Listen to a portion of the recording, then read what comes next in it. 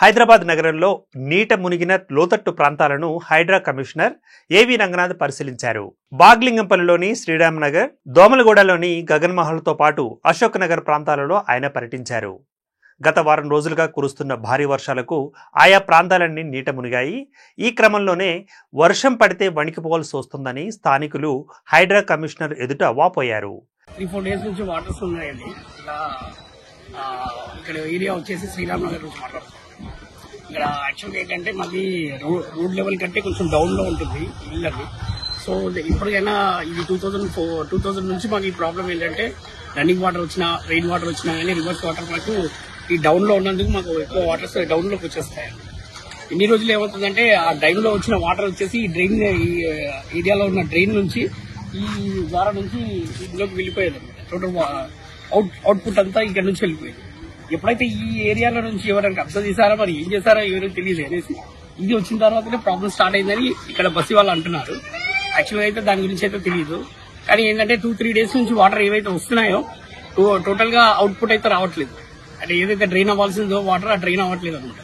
Complete గా stuck అయిపోయి వస్తుంది. అంటే దీనికి కారణం ఏంటంటే యాక్చువల్ గా అనుకున్నట్టుగా డ్రైన్ వాటర్ అయితే కాదు, ఇది మురికి నీళ్లు కూడా కాదు. ఎందుకంటే కొంతమంది ఏమంటున్నారంటే వేసిన పెద్ద పెద్ద పైపుల నుంచి కెమికల్ వాటర్ అనేది రన్నింగ్ వాటర్ వచ్చేది, అది వచ్చేసి దగ్గరగా నాలలో కలిసేది అనమాట.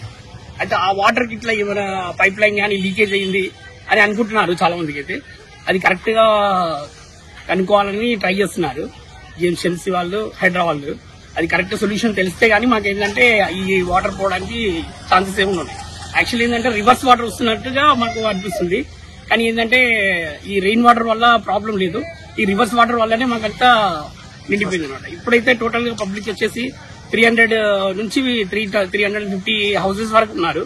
అందరు ఏంటంటే మెన్స్ అయితే తిరుగుతున్నారు, ట్రై చేస్తున్నారు బయటకు వచ్చి. మాక్సిమం వర్కింగ్ ఏరియా పీపుల్స్ ఉన్నారు, చాలా మంది ఆడవాళ్ళు కష్టపడుతున్నారు అనమాట. ఇప్పుడు వరకు 2 డేస్ అయింది కాబట్టి ఇంట్లో ఉన్న రేషన్ వాడుకొని తినడానికి చేయడానికి అన్ని ప్రాబ్లమ్స్ లేదు. ఇంకా ఇలాగే కంటిన్యూ అయిపోయిందంటే ఫ్యూచర్ లో ప్రాబ్లం అవుతుంది అనేసి చూస్తున్నాం. హైడ్రా వాళ్ళకి ప్లస్ ఇంకా జిహెచ్ఎంసీ వాళ్ళకి ఎంత తొందరగా అయితే అంత తొందరగా ఇది రియాక్ట్ అయ్యి క్లియర్ చేయాలనేసి మాట్లాడుతున్నాం.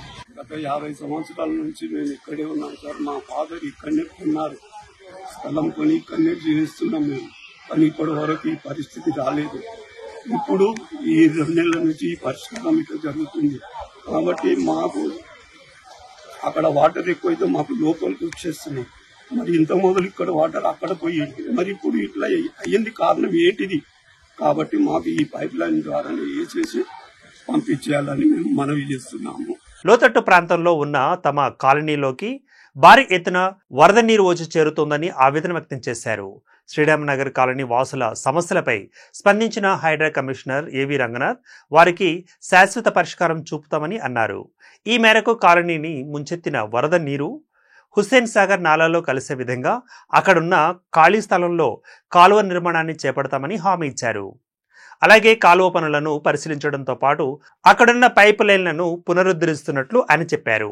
ఒకవేళ ఆ ఖాళీ స్థలం ఎవరికైనా చెందితే వారు TDR ద్వారా నష్టపరిహారానికి దరఖాస్తు చేసుకోవాలని సూచించారు. అనంతరం హుస్సేన్ సాగర్ నాలాలో వరద ప్రవాహ తీవ్రతను రంగనాథ్ పరిశీలించారు. అదేవిధంగా కాలువలో ఆక్రమణలను కూడా తొలగిస్తామని స్పష్టం చేశారు.